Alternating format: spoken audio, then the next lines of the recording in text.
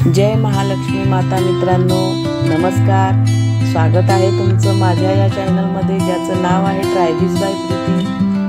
आणि आज आपण ऐकणार आहोत मार्गशीर्ष महिन्यातील गुरुवारची अत्यंत पवित्र आणि फलदायी श्री महालक्ष्मी व्रतकथा.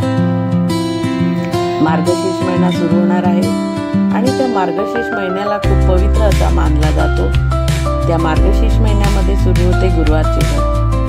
मार्गशीर्ष मास म्हणजे देवांचा अत्यंत प्रिय महिना आणि या महिन्यात गुरुवारचे व्रत केल्याने श्री महालक्ष्मीची विशेष कृपा प्राप्त होते असं शास्त्रांमध्ये सांगितलं आहे. तर चला भक्तिभावाने सुरू करूया मार्गशीर्ष महिन्याची गुरुवारची कथा. एकेकाळी एक गरीब पण अत्यंत काळी आणि गरीब स्त्री राहत होती. तिच्या घरात पैशांची सदैव कमतरता होती, पण ती आई महालक्ष्मीची मोठी भक्त होती. मार्गशीर्ष महिना आला की ती त्या पहिल्या गुरुवारी मोठ्या भक्तिभावाने लक्ष्मीची पूजा आणि व्रत करत असे. त्या गावात एक श्रीमंत व्यापारी सुद्धा राहत असे. त्याच्या घरी भरपूर धनधान्य असले तरी त्याला नेहमी वाटायचं की त्याच्या घरात सुखशांती नाही. तो सतत चिंतेत असायचा. एके दिवशी तो बाजारात गेला असताना त्याने पाहिले की ती गरीब स्त्री अक्षरशः आनंदाने आणि भक्तीने आई महालक्ष्मीची पूजा करत होती आणि खूप आनंदी होती. व्यापाऱ्याला आश्चर्य वाटले. तो तिच्याकडे गेला आणि विचारतो, तुझ्याकडे ना पैसा ना सुख सोयी, तरी तुझ्या चेहऱ्यावर इतका आनंद कसा काय? ती स्त्री हसून म्हणाली, मी मार्गशीर्ष महिन्यातील गुरुवारचे व्रत करते आणि आई महालक्ष्मीवर माझा पूर्ण विश्वास आहे. जे काही आहे ते समाधानाने स्वीकारते. हे सगळं काही आई महालक्ष्मीमुळेच आहे. व्यापाऱ्याला हे अजिबात पटत नव्हते. तो म्हणाला, तुझ्या भक्तीमुळे तुला काही मिळतंय असं मला काही वाटत नाही. पण त्या रात्री व्यापाऱ्याला स्वप्नात एक दैवी प्रकाश दिसतो आणि त्या प्रकाशातून आई महालक्ष्मीचा आवाज येतो, तू जे पाहतोस तेच सर्व काही नसतं.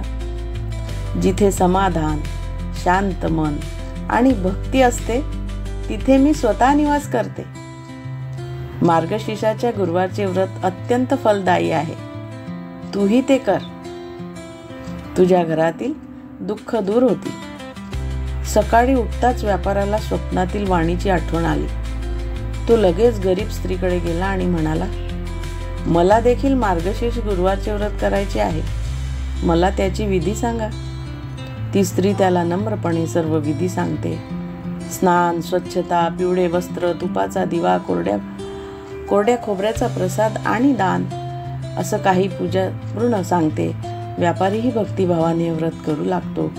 काहीच दिवसात त्याच्या घरातील अडचणी दूर होतात. व्यापार वाढतो आणि घरात सुख शांतता येते. तो नम्रपणे म्हणतो, आई महालक्ष्मीची कृपा खरी मिळते. ती म्हणजे मार्गशीर्ष महिन्यातल्या गुरुवारच्या सत्यव्रतामुळेच.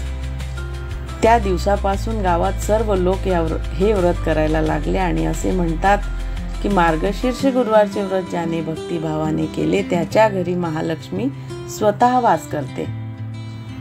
माझा 30 वर्षाचा अनुभव सांगतो. तर मित्रांनो, ही होती मार्गशीर्ष महिन्यातील गुरुवारची महालक्ष्मी व्रत कथा. जर कथा मनाला भावली असेल तर कृपया व्हिडिओला लाईक, शेअर आणि सबस्क्राईब करायला विसरू नका.